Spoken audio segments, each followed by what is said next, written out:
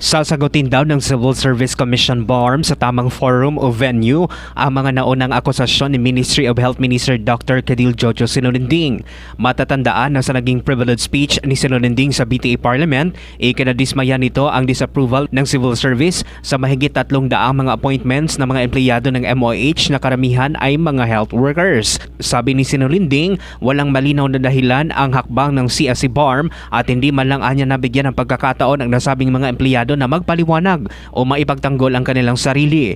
Bukod dito, sinabi rin ni Sinolinding na may ilang mga tauhan umano sa MOH at CSC BARM ang humihingi ng halaga ng pera kapalit ng plantilla positions sa MOH.